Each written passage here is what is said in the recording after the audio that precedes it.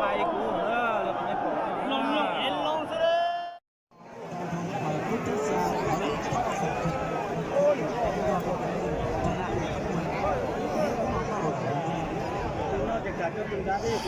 Sẽ tôi cái đó không à?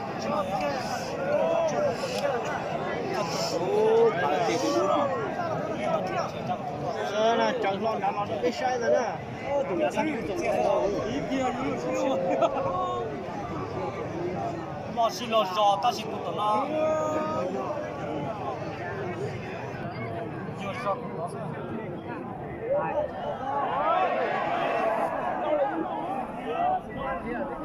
Đâu là non li li ha. Non. Đầu xưa chưa có từ giờ tôi nhủ nè. Sao mình đã tụi nhung bắt từ à, tụi nhung này chưa bắt từ à. Nhủ chưa có từ giờ. Sẽ yên, lúc bên nó được sẽ rõ rồi. Cứ đồ nó mà đâu được tổng đấy. Nè, tôi đuôi sòng xài á. Biết ta đâu đâu. Tụi đã cú tổng chạy rồi. Bắt từ dương gạt cho nó mà thứ nào mà. Lọc lòng đại ó. Rồi đó. Tôi nhủ đàn là chưa có từ giờ. Tàn cho những chỗ này chỉ dùng con một tụi đấy nè. Chặt một lời cho nhiều nhau thành xuống rồi. Cái lên nó xem nó cả đó. Ô tôi nhiều lồng xía đó, chơi rắn tàu nhiều lồng xía đó, bốc nhẹ ra đấy. Tôi đu xía rồi.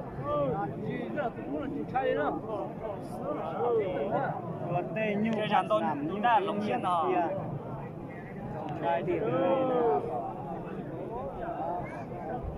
Nè, rắn tàu đã lồng xía thì ha. Bây giờ chú chơi rắn đó chứ, không xuyên hả?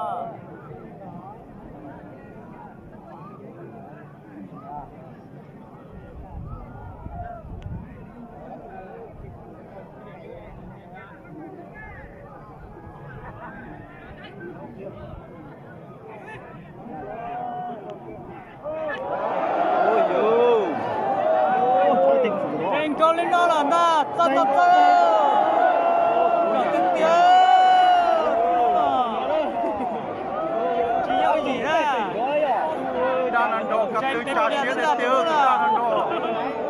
Giờ nó nhãn đồ thì rồi rất tao luôn. Cắt tư mà cho xía tiền tiêu. Giờ phải nó nhãn đồ. Chặt chế nó nhãn đồ đấy.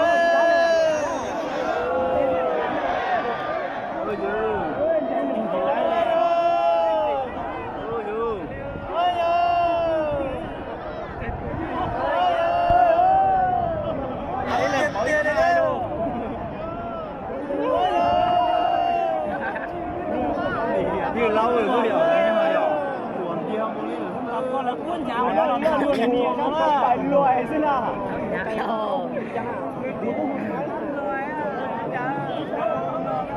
Là cuốn nhà mà lên nó là tự nhiên nhiệt chuộng nó á.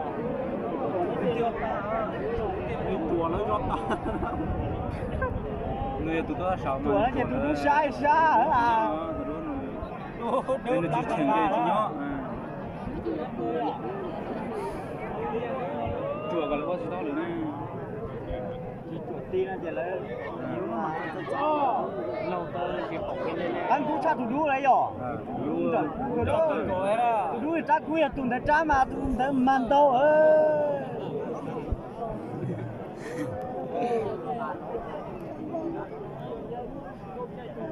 để cho nên chơi vậy tụi chỉ trong cú đi để cho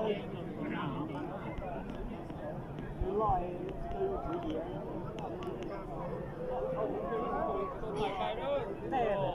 ra nào là chỉ tài chứ trâu kia ở sau ôi ôi bay cũ nữa được cái cổ long em long thế đấy đừng lia nào bạn đi trong cửa của nó alo đấy stop lại mà cái từ đu nó ít cũ con chó bên tè là chỉ qua chặt tè là qua tít tè thế canh thế à đây to thật tử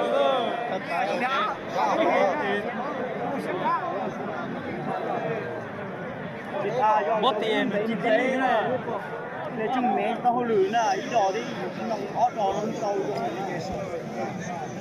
tàu cũng tàu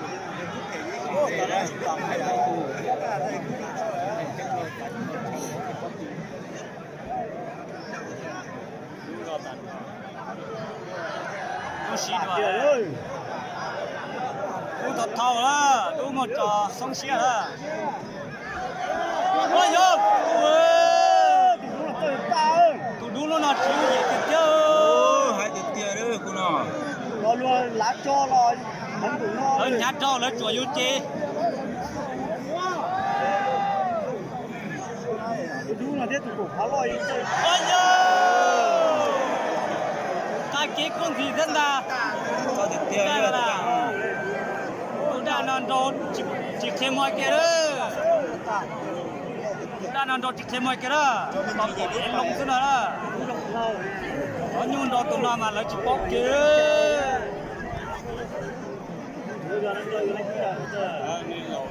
giờ tụi nó Tí lửa này.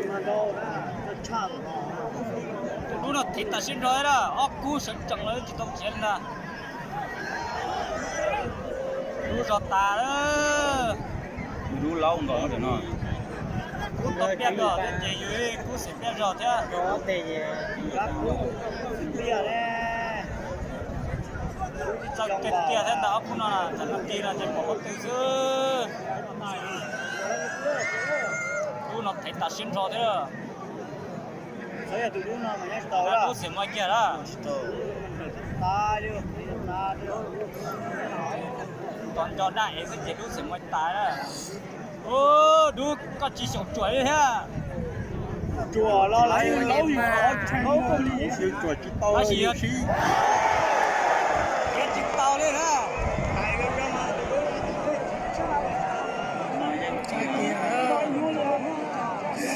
lại rồi Tụi em là tụi nó kìa nó, tụi em là Nó chân tiền nữa. tụi ta tụi nó.